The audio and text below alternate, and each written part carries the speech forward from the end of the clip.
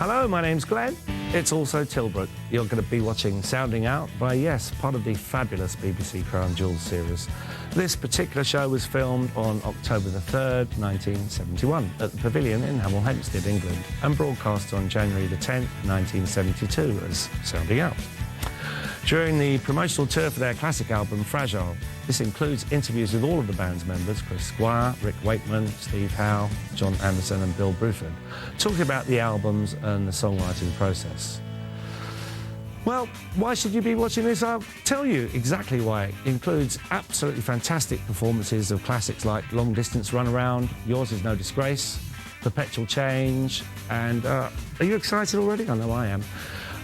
Right now, guitarist Steve Howe is currently touring with the Reunited Asia, and right now I'm going to be sitting down and watching Yes, as are you.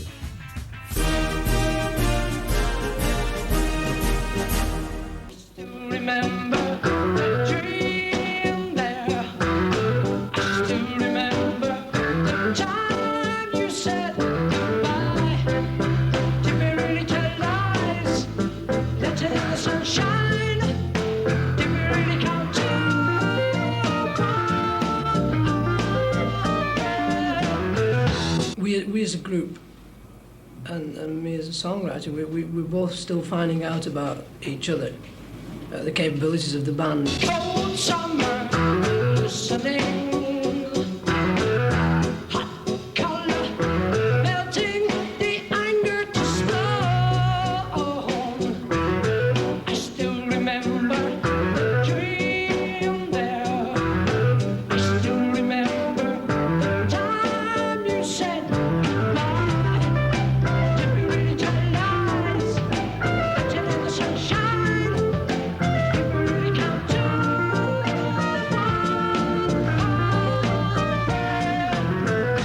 band I was with, it was called the Warriors, we used to copy the Beatles. I used to go on stage thinking, I'm Paul McCartney, I'm going to sing I'm Down, and I used to scream it out, and then I used to enjoy just the idea of the girls and the travelling and everything like that. It was a bit of an escapism thing, I think. Take a straight and stronger course to the corner of your life.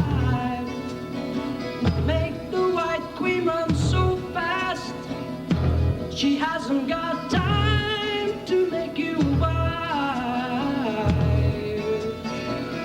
Oh, no, no. 'Cause it's time in time with your time, and this news is captured.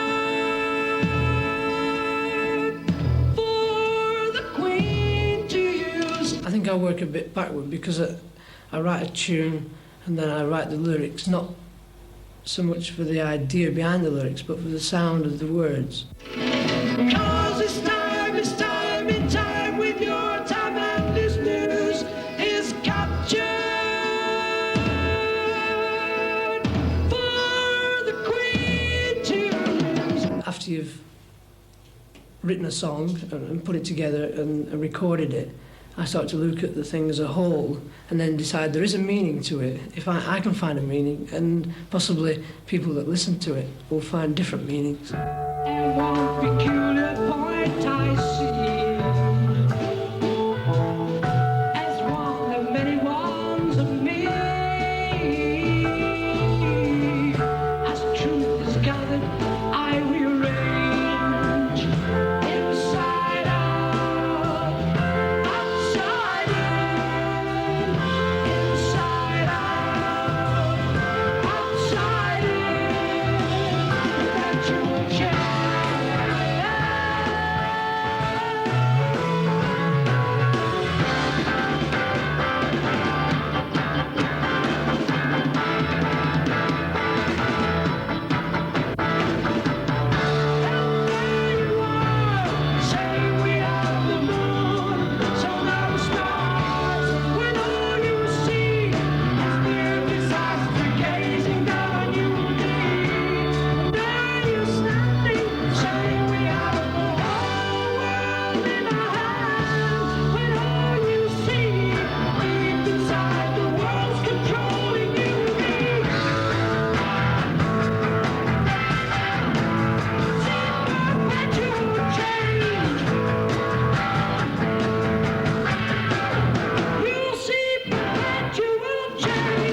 Yes was a good idea at the time, still is a good idea. Because one wanted to be a musician and one wanted to learn about the sort of jazz tradition and things. I would have gone to a school, were there a school, but there wasn't a school, so the best thing to do is form one and take it around the country, as it were, which is Yes, you know. As it were, it's a good idea. The best place to learn how to play is on a bandstand.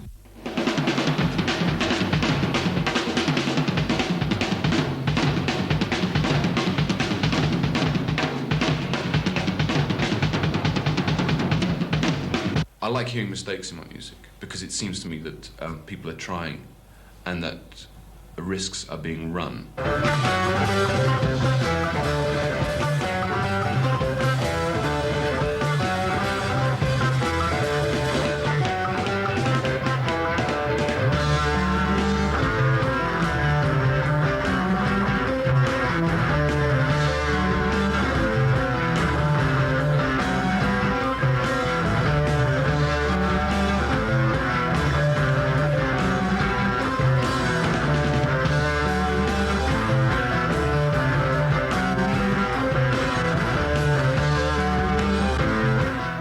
Musical arrangements, quite complex to us, but I suppose to better musicians not so complex.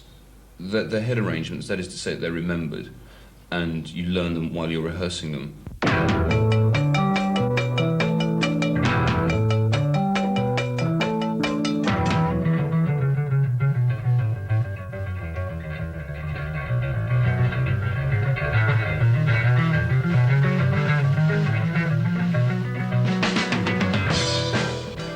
Once you've rehearsed them, they're indelibly inscribed, sort of thing. And for the length of their lifetime, while you play them, maybe 3 or 4 months or whatever, or 5 months, you can sort of sing them in your sleep.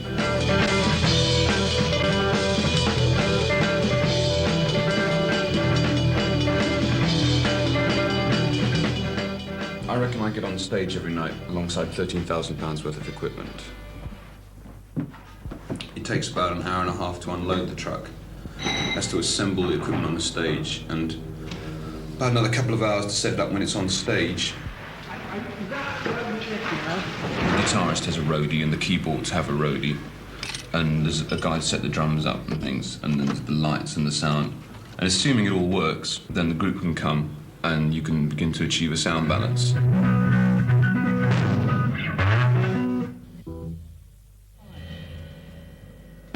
If anything goes wrong, if the electricity falters or whatever, or wavers or whatever, we're really sunk. Without the PA system, we couldn't do a show at all. Long distance, run around. Long time, waiting to feel the sound. I still remember the dream there. I still remember the time you said goodbye.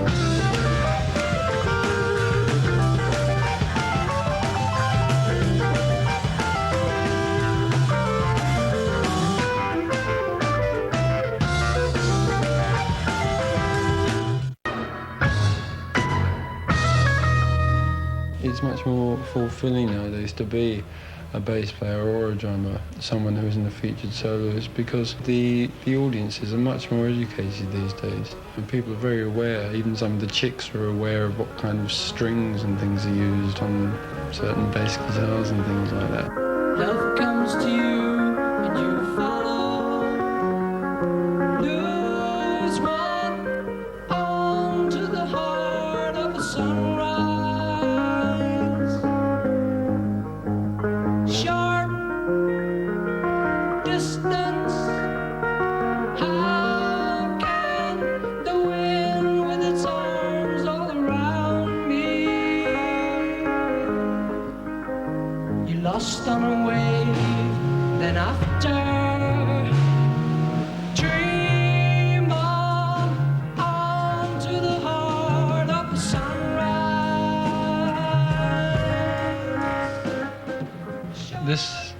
This album we've just done, although it's got more complex sounds on it, different instruments, we have musicians in the band, especially Rick, who's capable of doing it. He's capable of playing a grand piano for 3 bars, a mellotron for 2 bars, and the Moog for the next one, absolutely spot on and perfectly.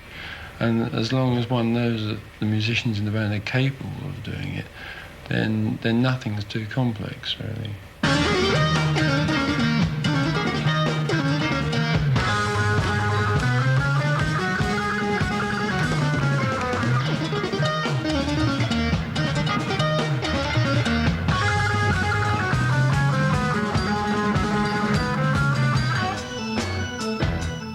I only left Strawbs a couple of months ago.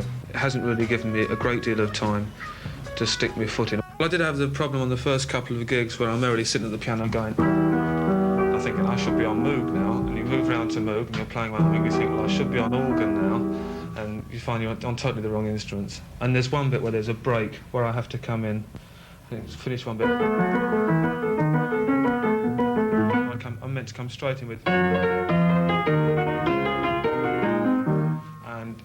I hadn't got a clue where we were. It's only about the first gig, I think, and we finished. Sort of dead silence, you know. Everybody's sort of all quiet. I thought, well, somebody's meant to play it. Now, they all know the piece very well.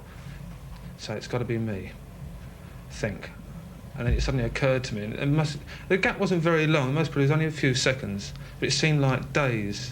Cold summer, listening.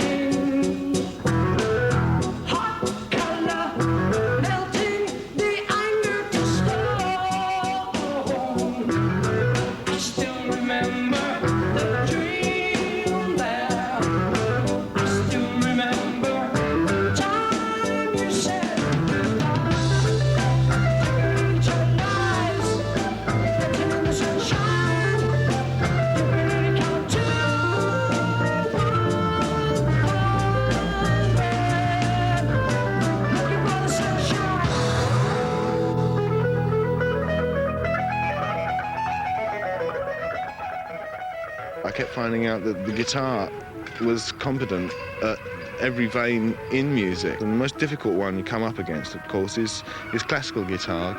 It was a theme from a flute concerto or something. I couldn't really play it, but it was the melody that went...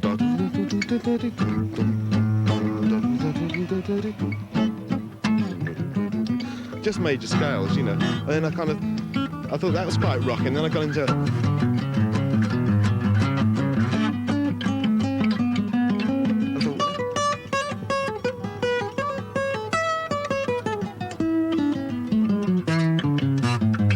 added little bits like kind of that only work on guitar. You couldn't possibly do them on flute, which was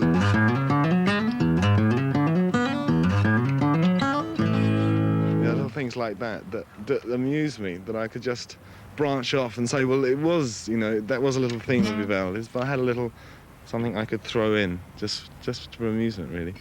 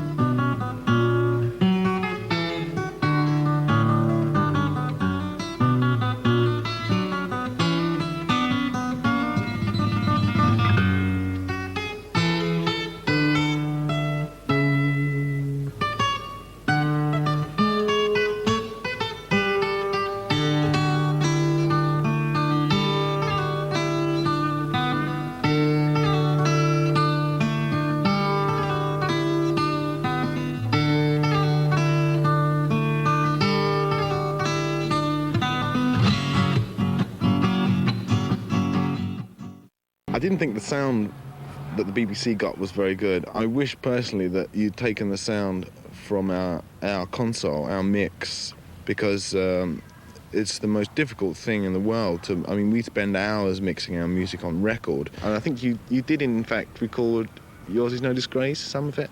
Well, that's nice, because that for us is a group number that is associated very much with the group, and we feel very at home playing it. It's easy for us to play, and I think if you've got that one, that most probably would be the most representative thing. On a sailing ship to nowhere, leaving any place.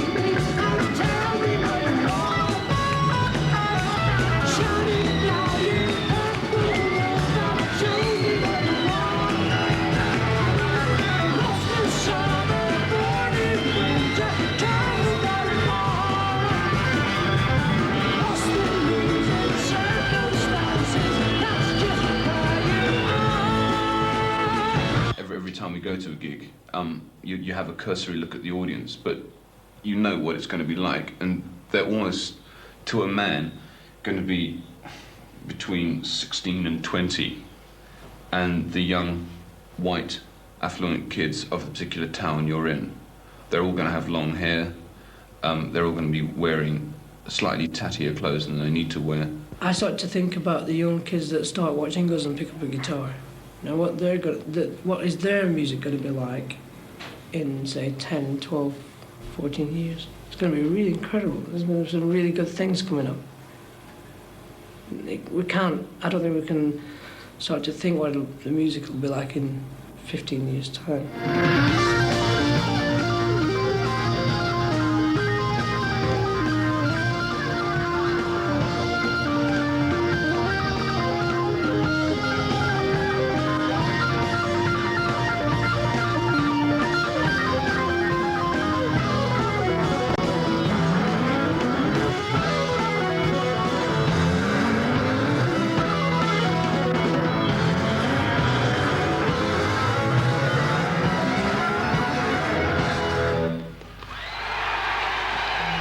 Thank you.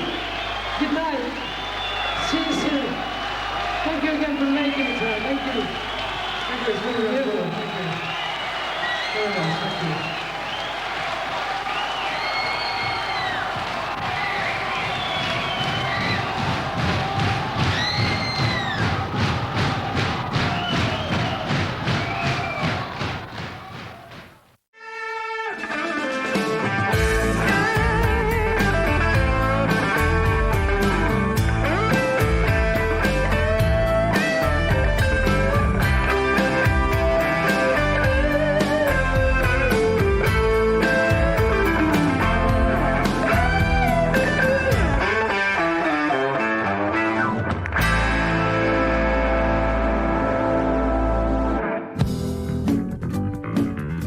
In the late 1960s, a new type of music sprang up in the UK. It was dubbed progressive rock, and by the 70s, groups such as Yes and Emerson, Lake and Palmer were huge attractions, noted for grand concepts and even grander stage shows.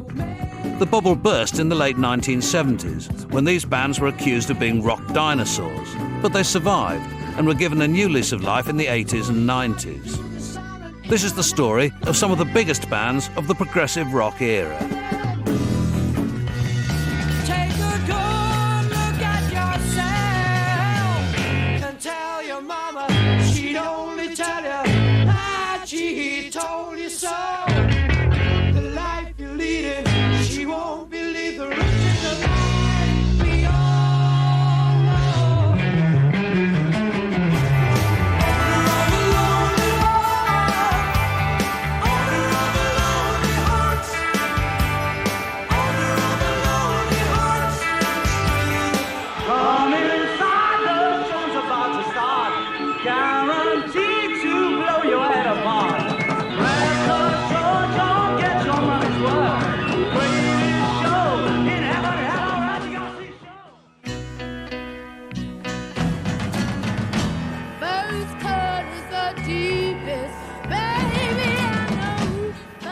One of the bands that spearheaded this new music was The Nice, featuring a young Keith Emerson.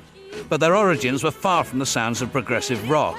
They started life as a backing band for soul singer and ex-Ikette, P.P. Arnold. Keith and I went to a club called the Cromwellian one night, and we were approached by P.P. Arnold's roadie and driver, a guy called Mickey O. He says, "Oh, been looking for you two." He says, P.P. Arnold's got that hit, First Cut. She wants to go out on the road, and she doesn't like the band she has at the moment. She wants a young kicking band, you know. Do you fancy having a go? I said, "Oh, give that a try, you know." Even though I named them The Nice, they always had their own music and their own thing. And it was great watching them develop that, and that was all different, you know, with Keith, with all their influences. So their music, The Nice, would come on and open up for me, and they would do the whole Nice thing. The Nice sounded so different that Andrew Oldham, owner of Immediate Records, wanted them to go solo. While I was home in the States, Andrew stole my band. The band, now out on their own, was searching for a new sound by experimenting with influences other than rock and roll and developing a dramatic presentation. We'd take a basically classical thing and put a thumping great beat behind it, or even sometimes no beat at all, but it was classical or contemporary classical music with a rock and roll feel to it. I'd always felt frustrated sitting behind this piece of furniture, which is really what an organ is. You can't move around like a guitar player. You can't sort of do the tongue thing. And finally, one silly night, he jumped over it and went, "What's he doing?" You know?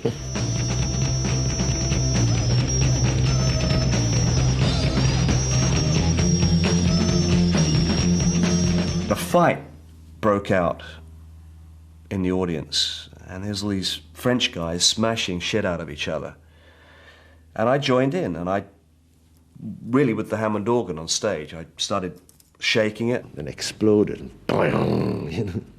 And then eventually lifting up, smashing it on the stage. And then the fight stopped in the audience, and they looked up. What the hell is he doing?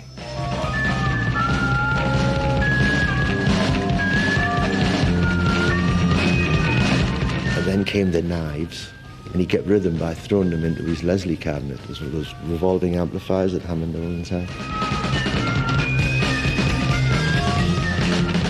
Of course, some nights he'd forget to sharpen them, and they'd come bouncing out and hit various members of the band, its road crew, and once even landed in the lap of poor some lady in the front row who passed clean out. Dynamic explosions in my brain. The Knights weren't the only ones combining progressive rock and stage theatrics. Singer Arthur Brown was noted for it. This was drummer Carl Palmer's first exposure to a new type of rock show. The show would start off with Arthur with this huge womb would roll out onto stage. Centre stage would be 8 foot in diameter, and he would come out from the middle of it with all this stretch cloth and dressed up like a babe. And it was an incredible sight. At the time, it was so far in front of everybody, you know. I am the god of hellfire, and I bring you fire. Arthur's trademark was a flaming headdress which he would wear while singing his hit single Fire, but designing it had proved to be a problem. The fire helmet was actually at that point a vegetable colander with candles on it, but that proved impossible because as the wax came down, it would go through the holes and stick it to your hair. So we moved on from that. Fire. I'll take you to learn. The next step was to get a pastry dish with the red piping rim, put a screw to the top of it, screwed it onto a leather strap, and then it went under my chin, but of course it's somewhat difficult to sing with. And also the heat would come down the screw onto my skull, so it was very, very painful. But boy, did it make a big... You're gonna burn! Of course, also, the lightsman was given to being drunk, and he was the one who poured the gasoline in, so he would slop it over my shoulders. I would catch fire. I mean, people loved it. Around this time, classically trained keyboard player Rick Wakeman was playing with the group The Strawbs. He found himself on the same bill as Arthur Brown at an unusual gig, a combination of rock show and circus. What you did, you played to the different acts. So they had Arthur Brown playing to the trapeze artists, because that was all action. We as Strawbs were playing for the child jugglers who dropped everything. Arthur Brown only actually did one show because he came on with his hat on fire, I'm the god of hellfire, split his trousers and they arrested him. And so he was taken away. The Strawbs didn't fare any better than Arthur. I had one solo, one little electric piano solo, and like most musicians, you waited all night for your own little solo. In spite of the fact that nobody listened, you waited all night. And it came to my solo, and suddenly there's a bit of a cheer from the crowd, and there was this old boy on stage with a big handlebar moustache, waving his stick, and I thought, who's this old git that's come on stage? So I pushed him off. Well, the police arrested me. I didn't know it was Salvador Dali.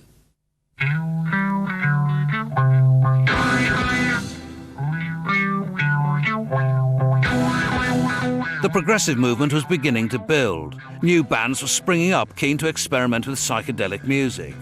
John Anderson, a singer with the Warriors and originally from Lancashire, was drawn to London looking for a new band to join. And I started to work in a bar called the Shask Club, which was just overlooking Wardour Street, next door to the famous Marquee Club. And that's where I met Chris. Now, Chris had this band called Mabel Greer's Toy Shop. We were looking to be a kind of a psychedelic wannabe West Coast kind of Doors-ish, tripped-out band. And I said, I'm not going to join any band with that kind of name, because, you know, it was like psychedelic times. And that's why we eventually decided to change the name from, you know, the Mabel Greer's Toy Shop into Yes.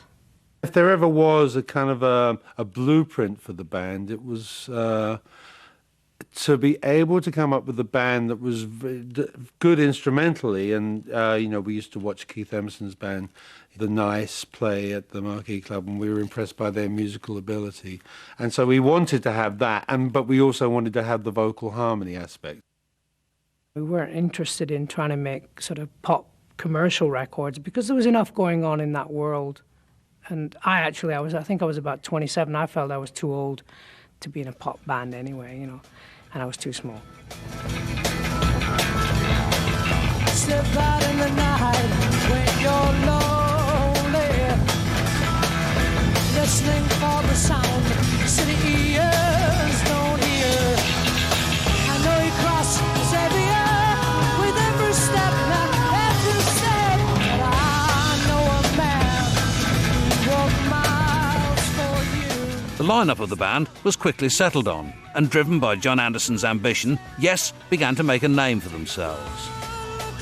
I've been taunted for being a sort of a Napoleon figure within the band, but that's because I don't play a guitar or I don't play a drum. I can only speak or physically sing ideas to everybody and come up with a passionate thought process. John would usually start with a proposition along the lines of, we're going to play this, and if we're going to play this until any of you people think up something that's better than this. And what we would start playing was simply terrible. And after about 2 minutes, somebody would say, well, look, John, I suppose, you know, we could improve this. If we have to, we could improve this by adding a minor ninth here and moving to the major seventh there. And John wouldn't know what that meant, but anyway, he'd say, well, go on then, do it. Very aggressive. Go on, do it. Yeah, I can hear it now.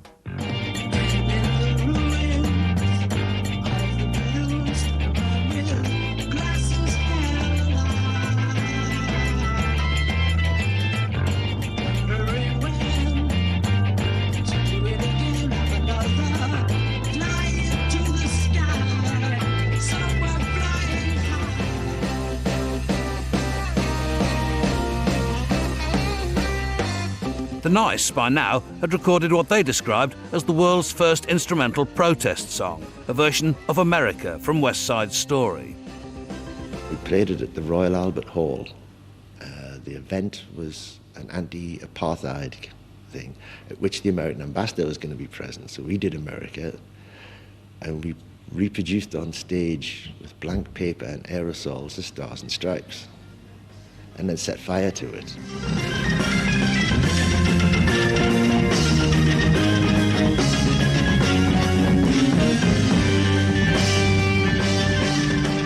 I just reached down and I set light to it. It was a painting. We'd been going down great until that time. The balloon went up. I think Keith's ban on playing in the Albert Hall was only rescinded about 2 years ago. The Albert Hall incident aside, Keith Emerson grew frustrated with life in the Nice and wanted to try something more ambitious. All ends are painful, and it must have been particularly painful for Lee and Brian.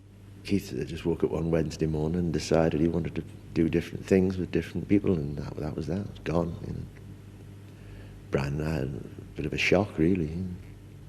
Lee had a raucous voice, and I was writing melodic material, and I wanted somebody to sing what I was playing on the keyboards. And in order for Lee, bless him, to sing that, I mean, you'd have to stuff a carrot up his arse to get into the octave range that I wanted him to get. What Keith had in mind was a group that would avoid the obvious guitar-based lineup. I looked for a lot of people at that time. I loved the trio format. I was happy with that. I didn't want to work with another guitar player because they always cranked their amplifiers to number 11 and you couldn't be heard. So I was looking for a bass player that sang and was an all-rounder. Keith approached several bass players and eventually teamed up with Greg Lake from King Crimson. For a drummer, they turned to Carl Palmer, lately of Atomic Rooster. In comes this bubbly character, very childlike, really, which was endorsed by the fact that on his bass drum he had this little noddy. I'm not a noddy fan, by the way. It just happened to be what was happening at the time. And the first thing we played was this shuffle. And Carl played this shuffle to end all shuffles, you know, like... Ah, man, it was like, from then he had me. There was a deep love for classical music, which we all had. And we all had other things which we were listening to, sort of as this kind of early 60s rock music and jazz. So the ideas that we had as a band were quite eclectic. The band, with its blend of classical and rock music, was an instant success. The first album went to number 4 in the charts. I've seen all good people turn their heads each day so satisfied. It took longer for Yes to take off. The band was still working their way towards a settled lineup. We were getting some success, and I was always sort of like very, come on guys, let's rehearse. We got to rehearse, we got to get better, because you're only as successful as you are last week, and the next show you put on, you've got to give a bit more. I seem to remember a culture in the band of wanting to get better at everything and having the best people in the band. And it was all fiercely competitive among the musicians on all instruments. And I seem to remember a culture developing rather like a revolving door, whereas if you could find a better person, you'd have him in the band.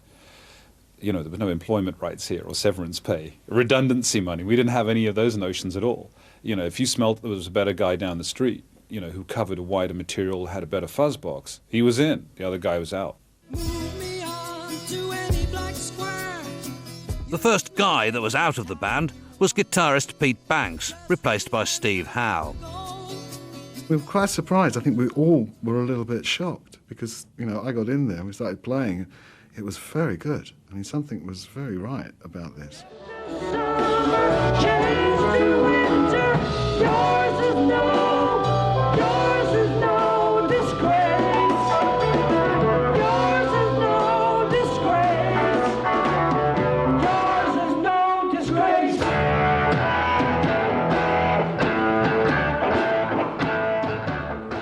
Rick Wakeman, at the time in the Strawbs, was widely regarded as a keyboard wizard. Yes were keen to add his talents to the band. He had a pretty high profile, and so I said, well, let's nick him then.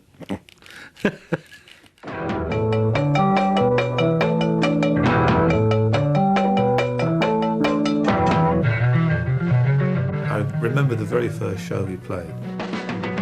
Bill Bruford, the drummer, came up and said to Chris, "You missed out such and such." Chris said, "No, I didn't. You didn't listen to what I played." They had a blazing row, which culminated in Bill hitting him, you know, giving him a right chinner. And I thought, oh, she's great. I just joined this band, giving out all my sessions and everything. The drummer's just hit the bass player, and that means it's all going to fold up and finish. But apparently that was the norm.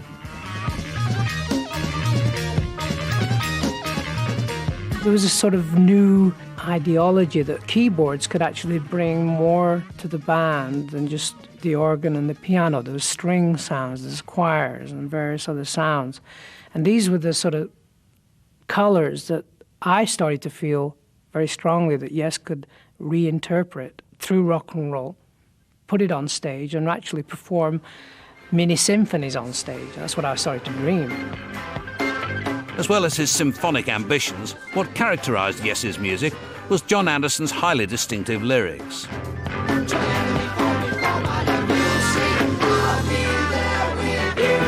The lyrics on the whole were nothing I was interested in, apart until the hate mail came.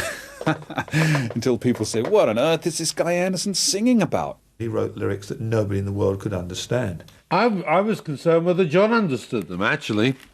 These are all lyrics that I would just write down. I'm thinking, what are these lyrics? These are pretty wild. After a while, I found myself just singing a lot of his lyrics, not understanding what the hell we were singing about, but they sounded good.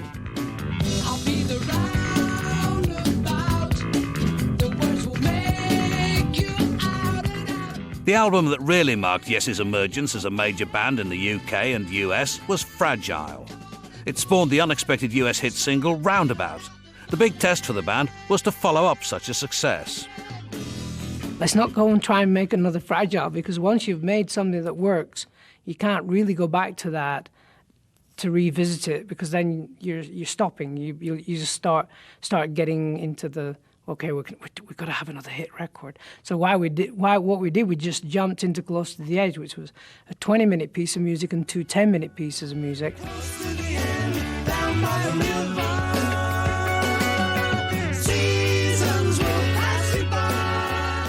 Of course, the whole thing took forever and a day, it seemed to me, and I would crash out on the sofa at the back of the control booth, at about midnight, bored to death with the intricate noodling on the knobs, that Chris Squire seemed to have endless energy for, along with Eddie Offord.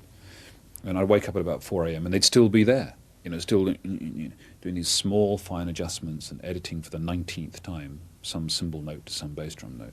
Bill was a great drummer. Great drummer, and very much at that particular time the precise Yes drummer, and perfect for the sort of stuff that Yes were doing. And at the end of Close to the Edge, he just suddenly announced, I'm leaving, I'm joining Robert Fripp. And he said he wanted to move on and work with King Crimson, and that was, in a way, it's like being in Manchester United and the guy wants to go and play for Arsenal. It's like, come on, you're with Manchester United, and we just scored a goal. Bill was replaced by Alan White, and Yes continued. While in the band, Rick was also pursuing a solo career. His projects were lengthy, semi-orchestral pieces. The first album was called The Six Wives of Henry VIII. When I finished it, I proudly took it along to O&M Records in London, who played it and said, yeah, we'll bring it back when you've got the words on. And I said, there aren't any words. And they said, this is an instrumental album of 6 pieces, all too long to be played on the radio. Are you off your head? And I said, well, no.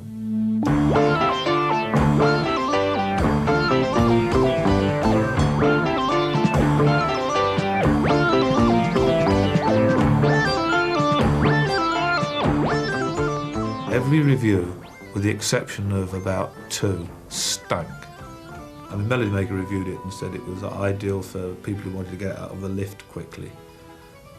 It ended up selling 11 million copies. Back in Yes, they were about to start work on the LP Tales from Topographic Oceans. It was going to be a double album based on a set of Hindu texts. To do justice to such a concept, John Anderson wanted to experiment with a new recording environment.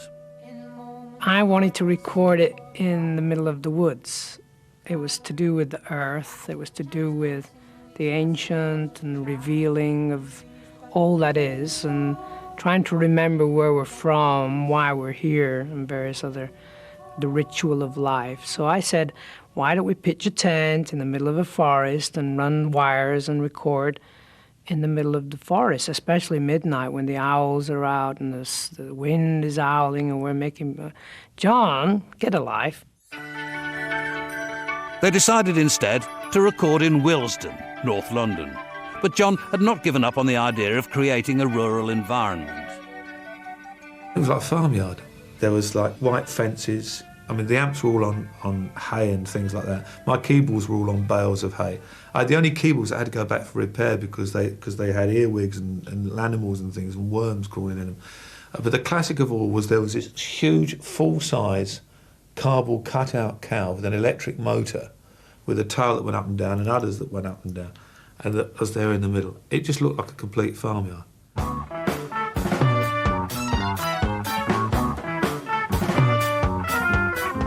The album marked a turning point in Yes's fortunes. Critics hated it, accusing the band of self-indulgence. It was an opinion shared by Rick Wakeman. He was thinking, why am I doing this this large-scale piece of music, which maybe critics don't like, and the fans maybe don't like too much.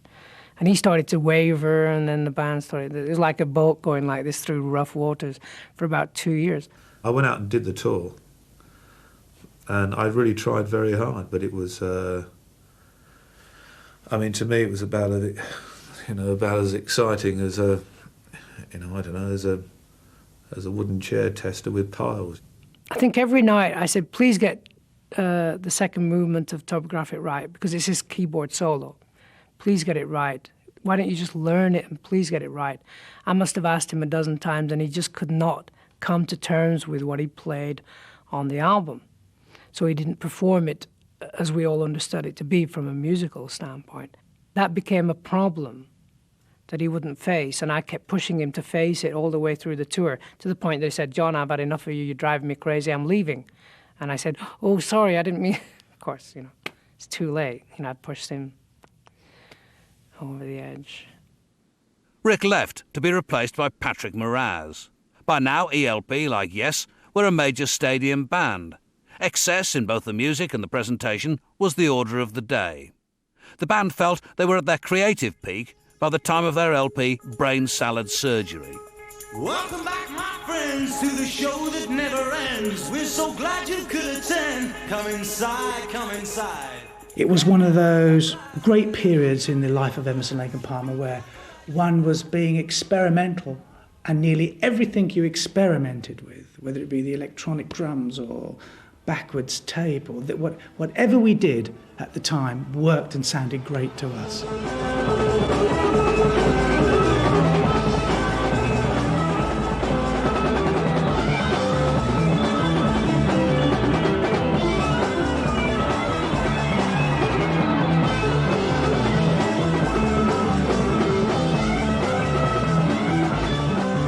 I had a stainless steel drum set made. British Steel supplied these shells. It was like 1/2 a ton this drum set weighed. And you had to reinforce the stage to take the drums, because they were so heavy.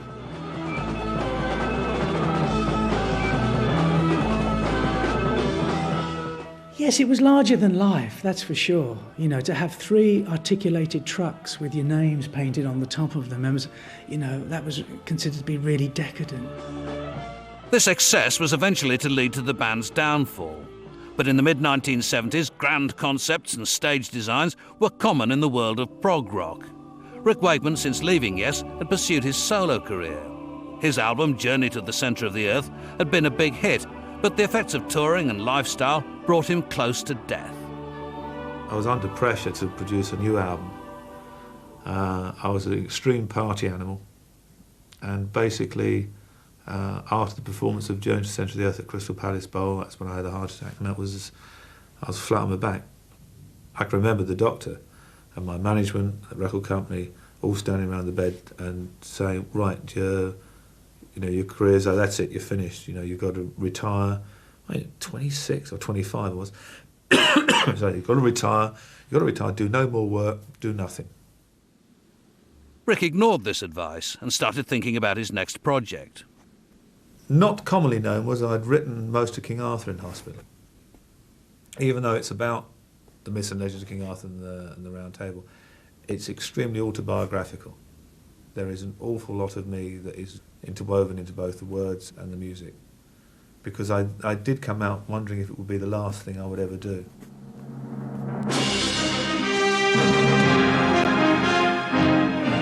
Rick recovered and decided to take the album on the road. I had a meeting at my manager's office, a guy called Brian Lane, and Harvey Goldsmith. And they were sitting there, and I said, I want to do it at the Empire, Paul, Wembley. And Harvey said, you can't. And I said, why not? He said, because you can't, because it's going to be frozen over because they've got the ice follies going in. He said, what are you going to do with all the ice? I said, we'll do it on ice.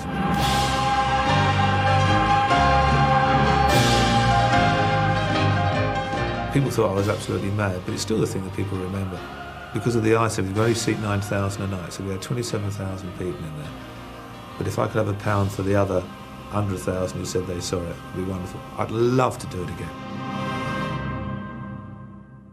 Rick's elaborate stage shows, which he partly funded himself, were to lead him into serious financial problems. But as the decade wore on, prog rock generally was facing a crisis. Critics and public alike were turning against the ostentation of the music and stage shows. Yes were well aware of the problem. One year we were the People's Band in the NME, big headline. Yes, the People's Band. And I went, hey, I'm really proud of that, People's Band. I think it was only a year and a half later, in the same paper, we were Rock Dinosaurs. So you can see there was a very quick change, as there is with a successful act, in the way that you're appreciated and loved and enjoyed for being there, to suddenly, oh God, we've had this. They're doing the same damn thing. We loved it last year, but we hate it now. The rock critics, I believe, always have an element of truth in everything they've ever said about me, Yes, or any band. Elements of truth. Sometimes it gets venomous. The band did take some notice of the criticism and returned to a more straightforward style. But tastes were changing, and the one-time giants of prog rock were finding life difficult. ELP decided to take a full orchestra on tour, but this time overreached themselves.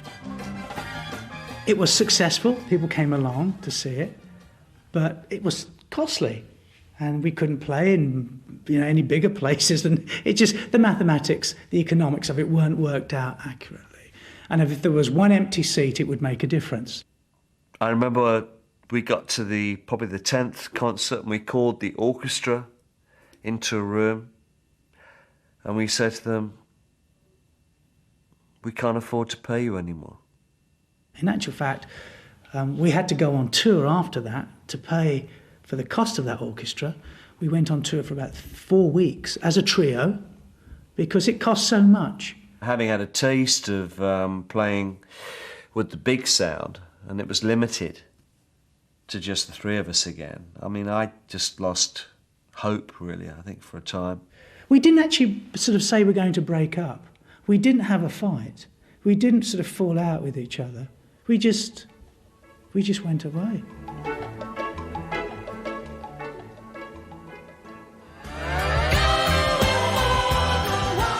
Yes, now with Rick Wakeman back in the band, were having their own problems. 1979 turned out to be a particularly bad year for them. Life went horribly wrong for Yes in 79. I mean, really, really horribly wrong. We did a tour of America. Punk was in big. We were sort of dinosaurs. There's a whole new brigade of press writers and reporters that quite rightly had their own style of music that they liked, and so it was goodbye to the dinosaurs of rock, of which we fitted the bill perfectly.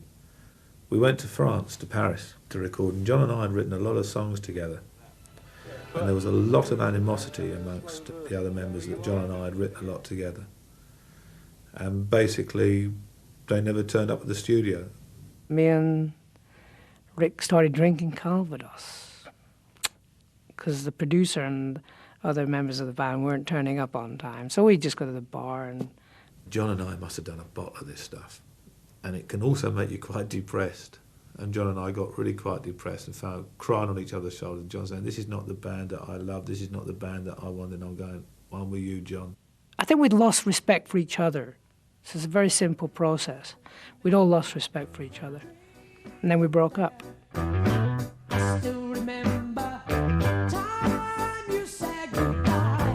The departure of two key figures, John Anderson and Rick Wakeman, left the rest of the band in limbo. By one of those quirks of fate, they were about to meet up with a duo known as Buggles, who'd just had a hit.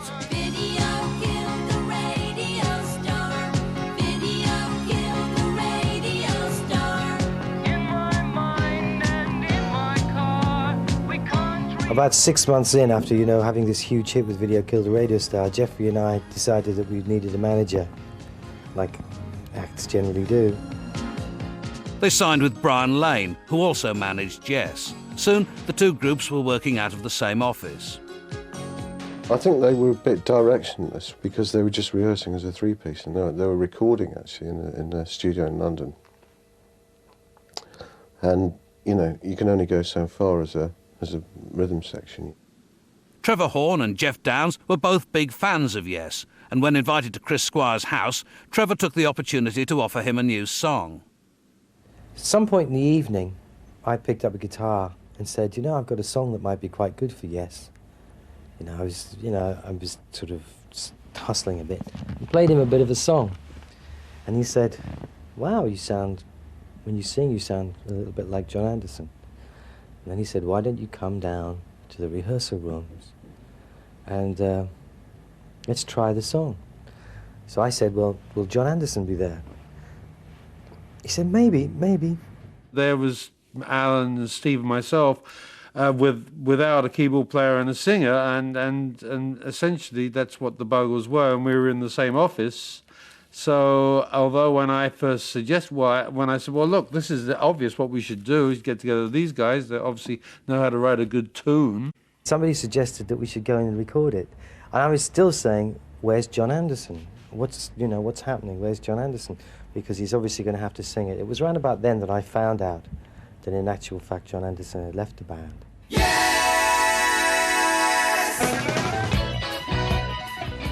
We went from being session musicians to pop stars to rock stars, and the movement was very rapid.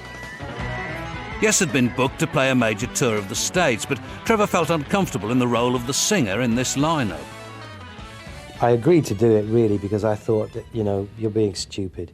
It's only music, and you never get a chance like this in your life. This is, in fact, if I look back on it, that's what Chris did it to me by saying, haven't you got the bottle to do it?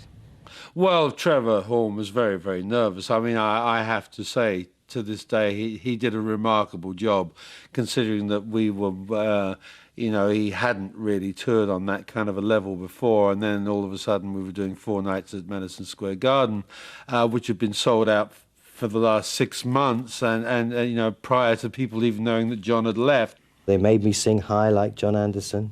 I had to sing everything really high because, as Chris pointed out to me, when rock bands are playing very loud, the singer's got to sing high, otherwise no one will ever hear him. So I had to sing high.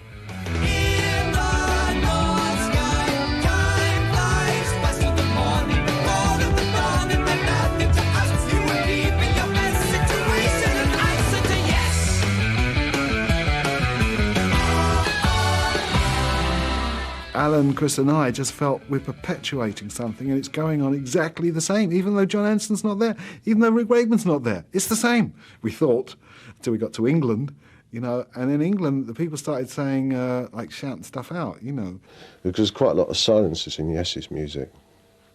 So it all comes down nice and quiet in things like And You and I, some of the early songs. And suddenly somebody shouts, fuck off. Right in the middle of it, that can be a little bit disheartening. The touring experience was the final nail in the coffin. The band met to discuss their future. After the discussion, only Jeff and I were in the band.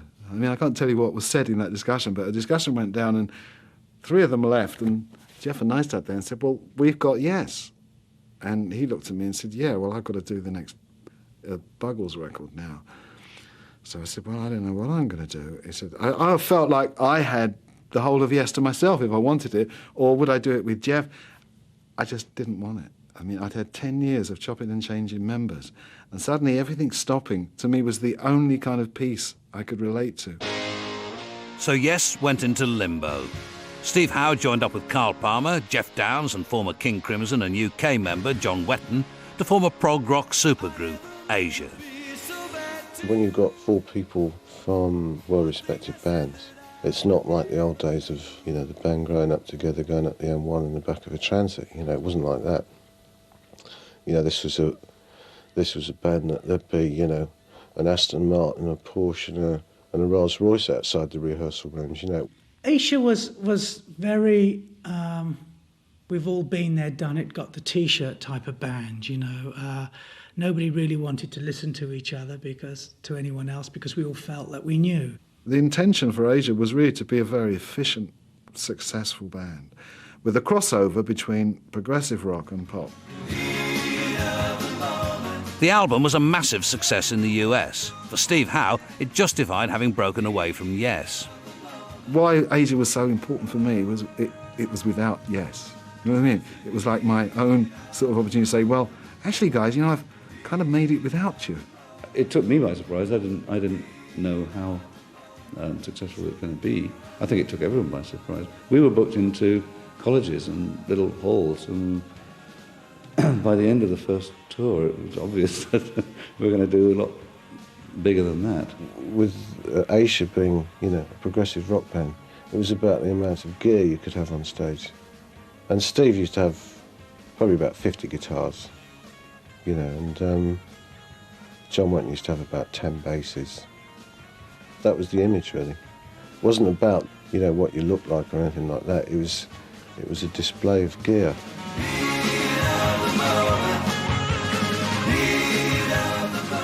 While Asia continued a career as pop progressive rockers, other ex-members of Yes were trying to revive their careers. Chris Squire and Alan White had teamed up with a young guitarist, Trevor Rabin, in a band called Cinema. Chris wanted Trevor Horn to produce them. It turned out to be a difficult job for Trevor. Halfway through the album, it became painfully obvious to me that Trevor Rabin wasn't yet ready to be the lead singer in a band, and that it wasn't going to work, that one of two things was going to happen. Either they'd have to call it Yes again and get John Anderson back, or Chris Squire would have to sing. And Chris didn't want to sing. And after various sort of terrible arguments and whatever, John Anderson was brought back in, so I finally got to meet him. Chris actually gave me a call when I was in London. I was doing some work with Vangelis, and he rang me up and said, would you listen to some new music we're doing? And I said, yeah, of course, what's happening? And he brought me the backing tracks and some of the songs to 90125. And I said, that's really, really good stuff. And he said, would you sing it? And I said, well, Chris, if I sing it, what's the band called? He said, Cinema. Cinema. Well, I know if I sing on this, it's going to sound like Yes, So is that the deal? You want to get Yes going again? They said, yeah. I said, okay then. Both the album, 90125, and the single, Owner of a Lonely Heart, were hits. Yes, we're back on the map.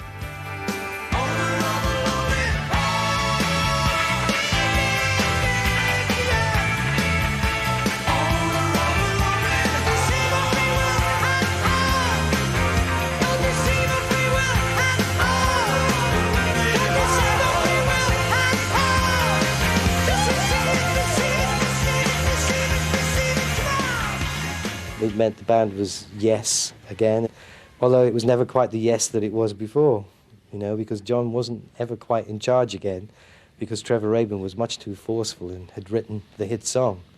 So, these are the kind of dynamics that change inside bands.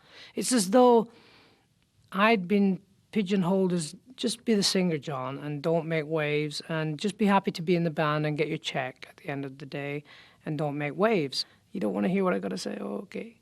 What am I doing in the band? John left Yes one more time.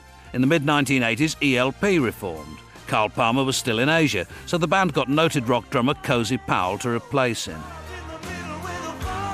We did an album, which was pretty well received in the States. Touch and Go was a single, which did very well over there. We did an American tour. We did Madison Square Gardens and Meadowlands sold out. I mean, fantastic business on the East Coast, and the further west we went, the business wasn't so good. And we started off with about 18 trucks full of gear, and as the tour progressed, one truck would go, and another week would go, another truck would go, and the show started getting smaller and smaller.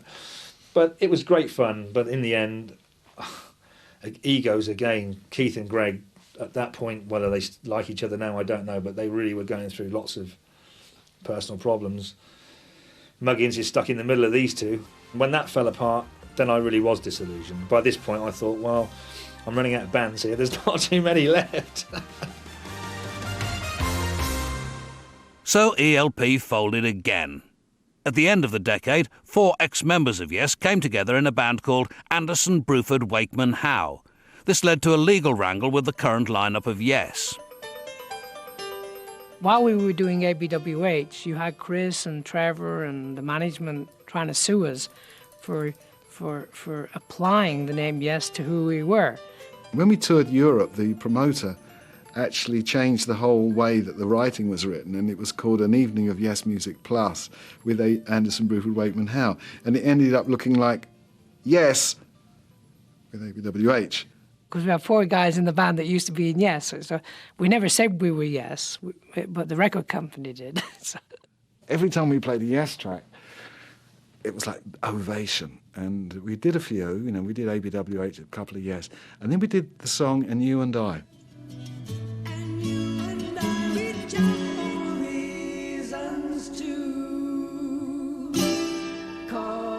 The sound was deafening. I've never, to a point where I thought I'd have to put my hand over my ears. It was that loud. It was flattened by a blast of whooping and hollering like you've never heard in your life. I could hear what that was. That was because we played Yes, and we are Yes, we were Yes. There then followed an ambitious scheme to bring the 2 groups together to record and tour. The ludicrous plan arose whereby we should somehow marry the other half of Yes that was feeling jilted in the west coast of America, and that we'd sort of halfway create an album here and then halfway send it over to them, and halfway they would overdub onto it, and it would turn into some work of art. I was hoping that one song here I could get Rick to play on, and then maybe Steve might play on, and then I felt like I was a bee. I was getting the pollen from here and pollen from there and sort of mixing it together, trying to make this union. The unusual recording process that followed did not please all members of the band. And when the album came out, because of computers, they changed all the parts that I'd played. I didn't recognise any of the things that I'd done. The producer had basically invited all his mates to play on the album as well. I mean, the only person who didn't play on the album, I think, was my dog. It was probably not only the most dishonest title that I've ever had the privilege of playing drums underneath, but the single worst album I've ever recorded. It was called Union in the album. I called it Onion because it made me cry every time I heard it.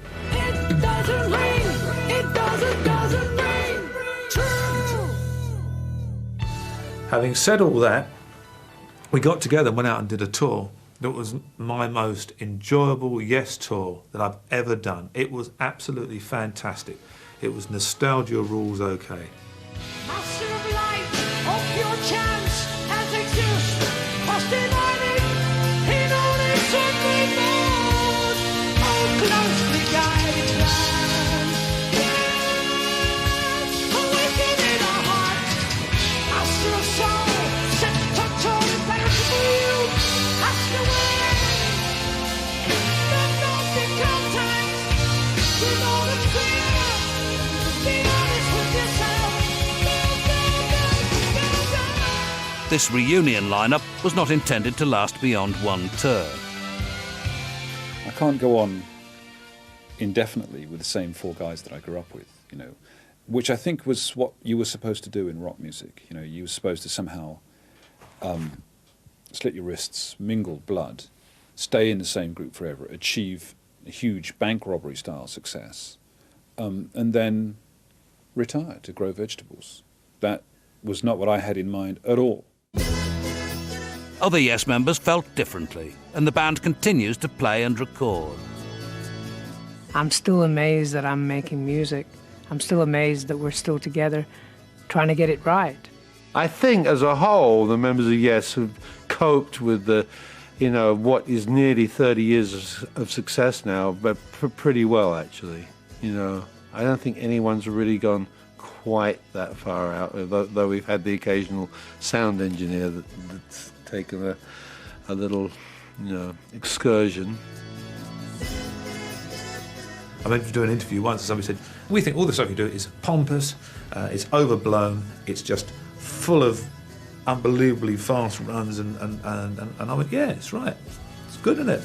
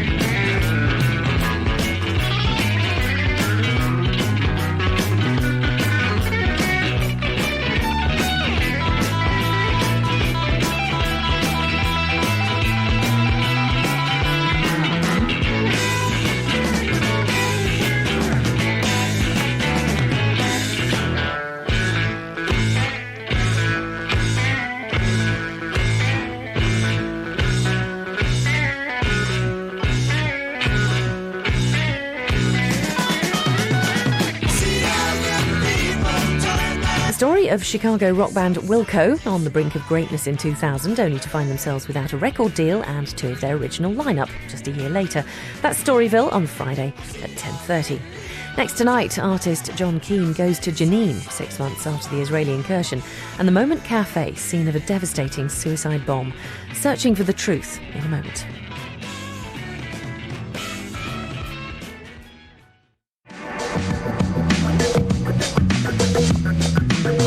Good morning. I'm Karina Huber. Thanks for joining me. John Anderson is best known as the lead singer and one of the founding members of the progressive rock supergroup Yes. Now his solo work-in-progress tour of the universe, a one-man multimedia journey through the music, life, and times of John Anderson, which has been playing sold-out houses in Europe, has arrived on our shores. Elliot Forrest caught up with John during his stop in New York.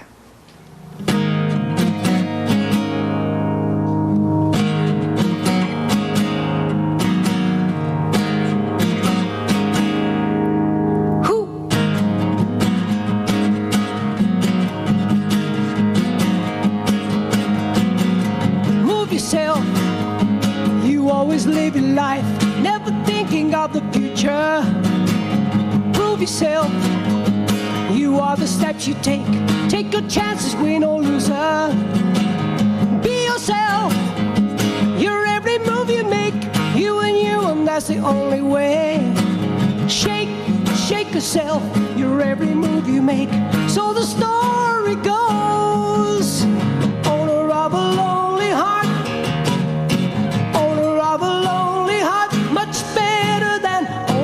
A broken heart, owner of a lonely heart.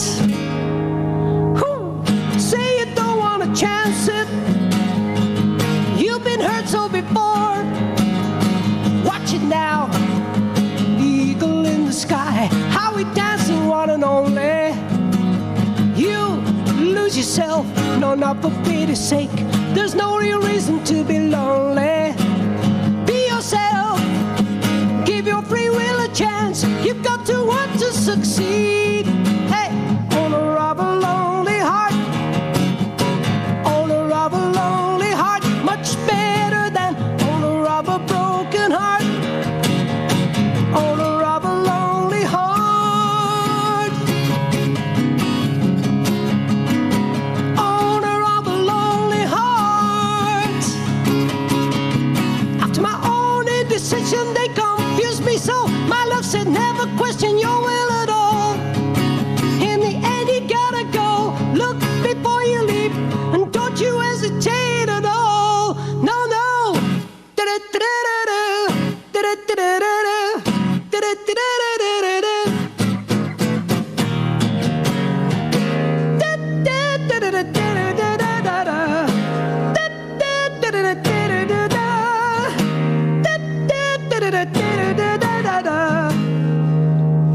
Owner of a lonely heart.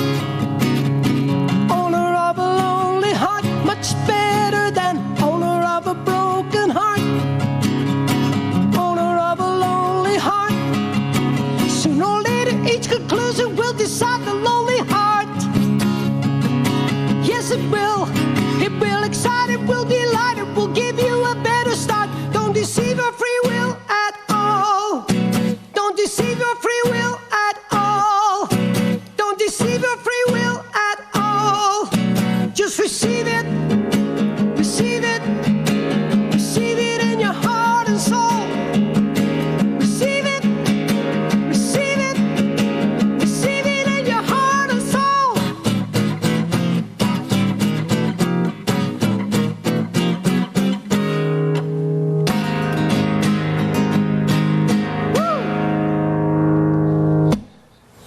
John Anderson, great to have you here. Thank you. Owner of a Lonely Heart. You got any idea how many times you've sung that? 1,000 times. You think that's it? That's it. To do acoustic, though, is such a trip, you know.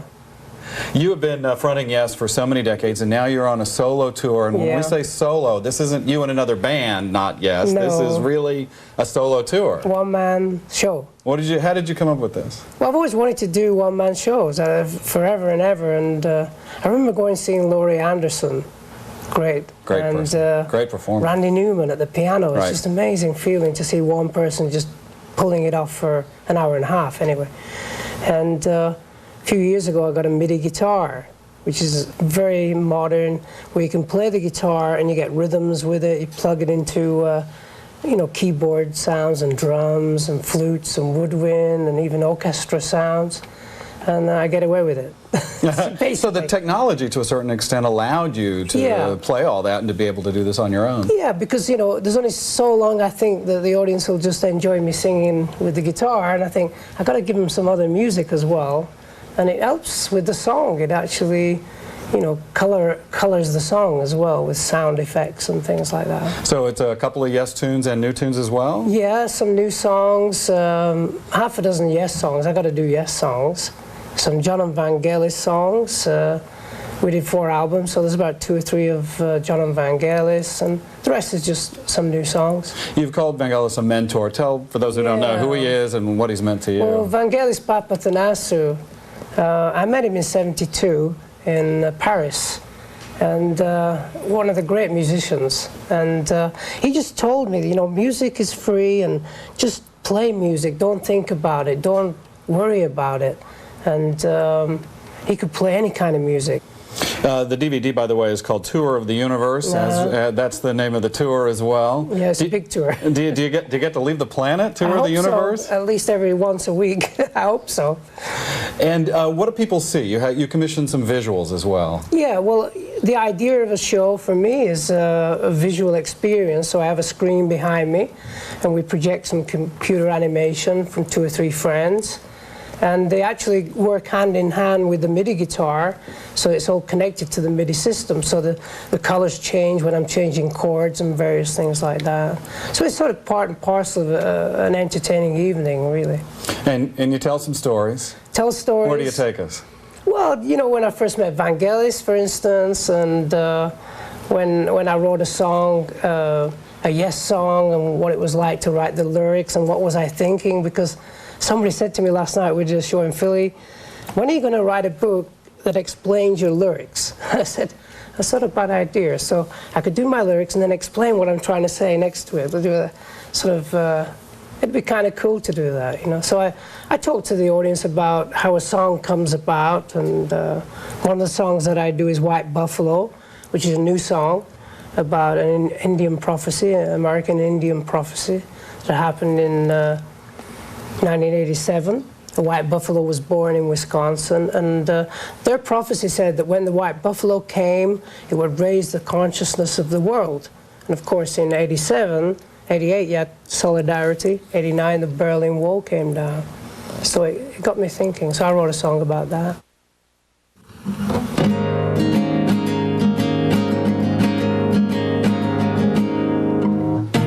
Long distance run around, long time waiting to feel the sound. I still remember the dream there. I still remember the time you said goodbye. Did we really tell lies, letting in the sunshine?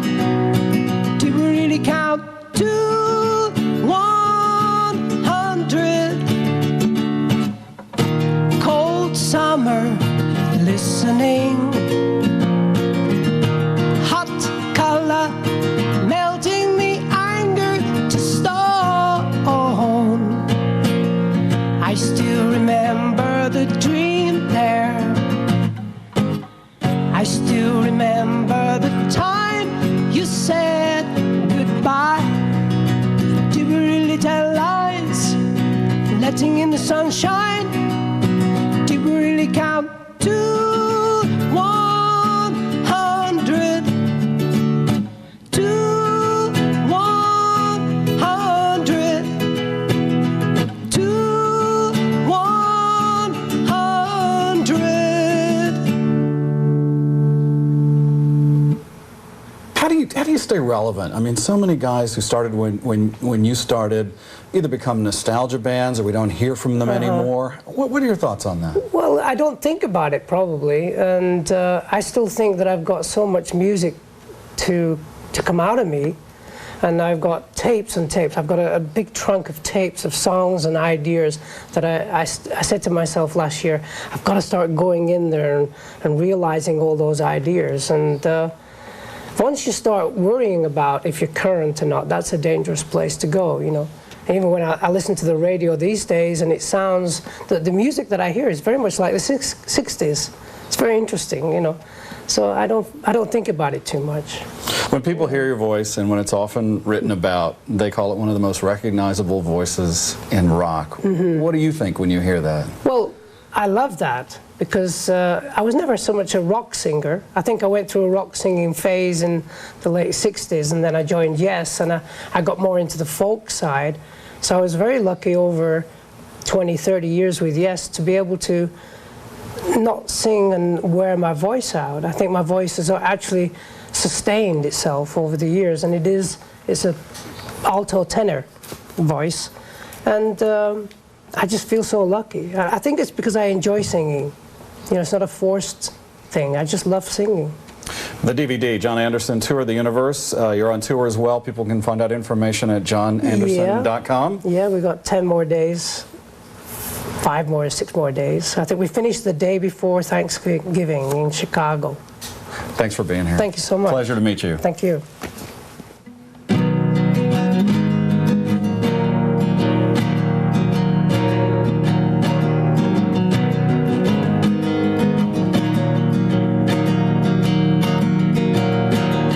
Show me the man who is lost in the forces of love. Show me the man whose sad dreams just won't fade away. Show me the doors where I don't understand what it is. I would show you a man who is lonely. I would show you a man who is lost and afraid. Show me the children who remember their own father now. Show me the children who just don't sleep anymore. Show me the days where I don't understand what it is. I would show you a child who is lonely. I would show you a child who is lost and afraid.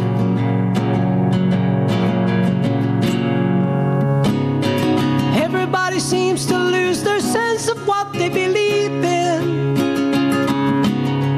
misunderstanding what is true.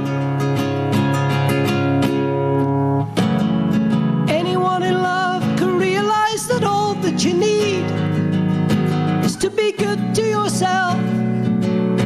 To be good to yourself.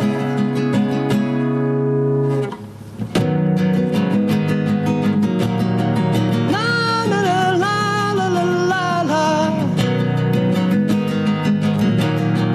La la la la la la la. Show me a world without life, without hope anymore. Show me the days we forgot to know the songs that we sing. Today is the day I can see what it's all really for. I would show you a man, he would dance for love. I would show you a man, he would love to love. I would show you a man, he would dance for love. I would show you a man, he would love to love. I would show you a child who has everything. I would show you a child who has everything. I would show you a child who has everything. I would show you a child who has everything. John Jon Anderson's solo work-in-progress Tour of the Universe DVD is in stores now. And he's appearing tonight at the Royal Oak Theatre in Detroit.